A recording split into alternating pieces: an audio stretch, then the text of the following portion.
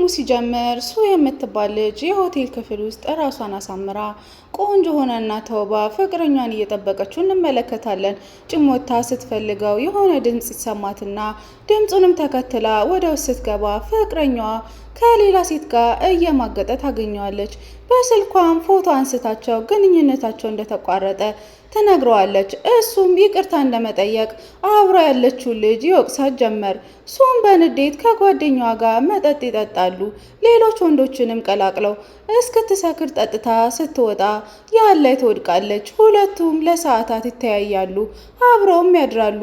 ሱም ከእንቅልፏ ስትነሳ በድንጋጤ ታየው ጀመረ። ተነስታም የያንን መታወቂያ ስታየው ከእሷ እድሜ የሚያንስ ነበር። ቶሎም ብላ ልብሷን መልበስ ትጀምራለች። ያንም እጇን ይዞ ሊያስቆማት ሲሞክር ሁሉንም ነገር እንዲረሳው ነግራው በሩን ከፍታ ጥላው ትሄዳለች።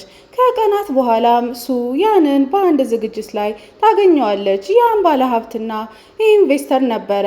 እንደ አዲስም ይተዋወቃሉ። በዛኑ ቀን ማታ ያን ተኝቶ የሞተውን ወንድሙን በህልሙ እየቃዣ ያዋል። በሌላ በኩል ሱ የቀድሞ ፍቅረኛዋ እንዲሁም አለቋ ለካምፓኒያቸው ኢንቨስተር እንድታመጣ ካላመጣች ስራዋን እንድትለቅ ይነግራታል። እሱም ወደ ያን ትሄድና እርዳታውን ትጠይቋለች። እሱም እንደምንተዋወቅ ማንም ሰው እንዲያውቅ እንደማትፈልጊ ነበር የነገርሽኝ።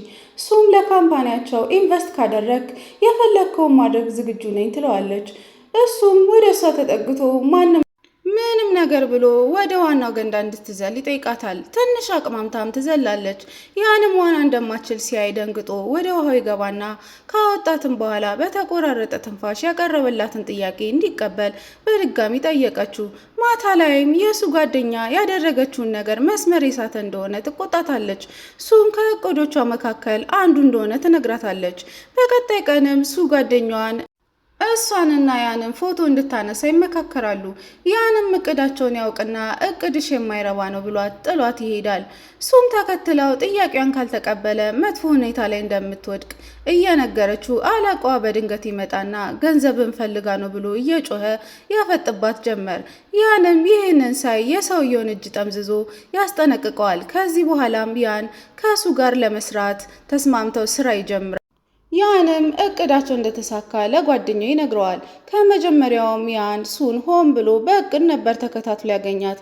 እምነቷንም ለማግኘት አለቃዋን የመታው እንዲሁም አደጋ ሲደርስባት ሆስፒታል ውስጥም በእሱ እንደምትተማመን ስትነግረው ከጎኗ እንደማይለይ ይነግራታል። እስከሚሻላት ያን ያግዛት ጀመር።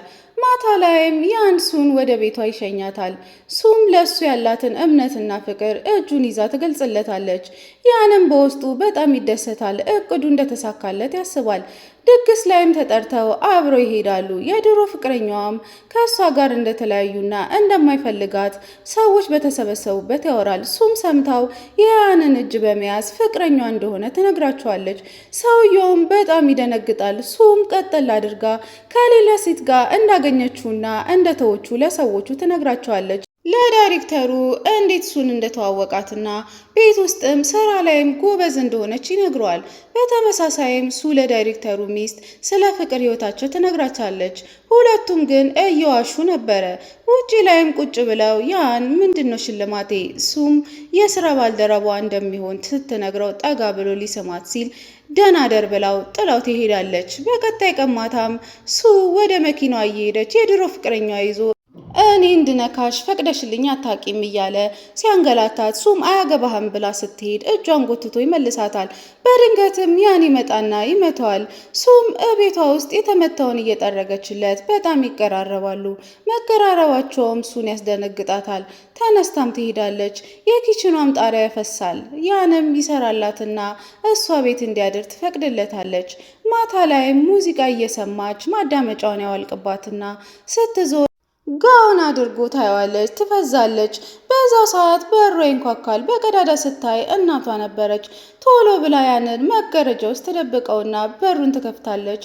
እናቷም ለምን የበፊት ፍቅረኛዋ ላይ እንደማገጠችበት ጠይቃታለች። እሷም እየሰማችው ነገር ውሸት እንደሆነ ታስረዳታለች። እናቷም ጋብቻሽን ማየት ፈልጋለሁ ትላታለች። ያን ከተደበቀበት ይወጣል። እራትም አብሮ ይበላሉ። ሱም የሚጠጣ ልታመጣ ስትነሳ ያንም ለእናቷ ሱም በደንብ እንደማያውቃትና ግን በጣም ጥሩ ሴት እንደሆነች እንደሚሰማው ይነግራቸዋል። በቀጣይ ቀንም ያለ ጓደኛው የሚሰማውን ይነግረዋል። ጓደኛውም ፍቅር እንደያዘው ይነግረዋል። ያንም ያስተባብላል። በሌላ በኩል የሱ ጓደኛ እሱን በተመሳሳይ ፍቅር እንደያዛት ስትነግራት እሷም ታስተባብላለች። ማታ ላይም አብረው ግብዣ ላይ ይገናኛሉ። የበፊት ፍቅረኛዋም ተገኝቶ ነበረ። አብሮም ሲያያቸው በንዴት ይጠጣል። ሱም እጇን እየታጠበች ይመጣና ያጠቃት ጀመር። ሱም እየታገለችው ያን በድንገት መጥቶ በድጋሚ መታውና ያስጥላታል። እቤትም ያስተኛታል። ጠዋት ላይም ያን ሱን ከቤት ውስጥ ያጣታል። ሲደውልም ስልኳን አታነሳም። ሲመለስም ሲያ አጥብቆ ያቅፋታል። ሱም ለያን ሚስጥሯን ትነግረዋለች። በልጅነቷ የእናቷ ባል ሊደፍራት እንደሞከረና ከዚያ በኋላ ወንድ እንደማታምን ትነግረዋለች። ያንም ለሱ የሀዘን ስሜት ይሰማዋል። የዛን ቀን ማታ ያን ተኝቶ በድጋሚ የሞተው ወንድሙን በህልሙ ያየዋል። ባኑም ተነስቶ የወንድሙን ማስታወሻ ያነበዋል። የተሳለውም ስዕል ላይም የሱ ስምና ፊርማ ያያል። አምርሮም ያለቅሳል። ጠዋት ላይም ሱ ለያን ብዙ ዲዛይን የያዘ ፍላሽ ትሰጠዋለች። ሱም በቀኑ መጀመር እንዳለበት ይሰማውና ፍላሹን ለጓደኛው እንዲያበላሽ ይሰጠዋል። ቢሮም ይመለሳል። ቁጭም ብሎ የሱ ጓደኛ እንዲያመጣላት ምግቡ ላይም ወተት እንዳይኖረው ተነግሯለች። ምክንያቱም ሱ የወተት አላርጂክ ስላለባት። ይህንን ሲሰማ ያን በጣም ይደነግጣል። በጥድፊያም ወደ ቤት ሄዶ የወንድሙን ዲያሪ ያነበዋል። ሁሉም ነገር ከሱ ጋር የሚያገናኘው ነገር አልነበረም። ያንም ሱን አባቱን ያስተዋውቃታል። የአባቱ ሚስት ያንን ትፈታተን ጀመረ። ያንም መልስ ሲሰጣት አባቱ ጣልቃ ገብቶ ሰላም የነበረውን ቤት አትበጥብጠው ብሎ ይቆጣዋል።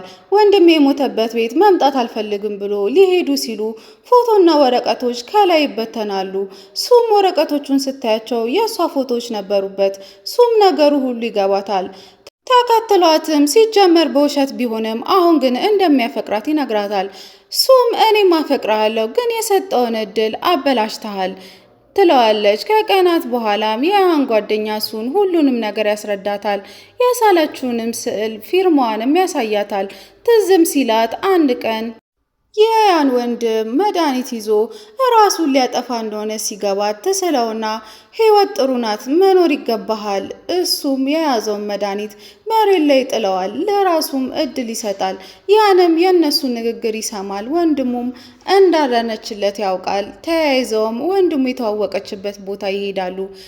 ከተሰቀሉት ጋኖች አንደኛው ጋን ላይ የአባቱ ሚስት ስም ነበረ። በስተመጨረሻም እውነቱን ያውቃሉ። የአባቱ ሚስትም አባቱን አሳምና ሀብቱ በሙሉ ለእሷ እንደተሰጣት ለያን ወረቀቱን ታሳየዋለች። ያንም ወንድሟን ለመምታት ሲሞክር በጋርዶቹ አስይዞ ይደበድበዋል። ሱም በንዴት የያዘችውን መስረጃ ታሳያቸዋለች። ሚስትየውም እሷና ወንድሟ ሆን ብለው ያንን ወንድም እንዳጠመዱትና ከአደጋውም በኋላ ሆን ብላ አባቱ እንደደፈራትና እንዳረገዘች እንደነገረችው ተስፋ ቆርጦ እንደሞተ ትነግራቸዋለች። ይህን ሁሉ ስትናገር አባትየው እየሰማት ነበረ። የተናገረችውንም በሙሉ ቀርተዋት ነበር። በስተመጨረሻም የያን አባት ያንን ይቅርታ ይጠይቁታል። ያንም ሱን እንድታገባው ይጠይቃታል። ሱም እሺ ትለውና ቀለበት ያደርግላታል። ፊልሙም ይጠናቀቃል።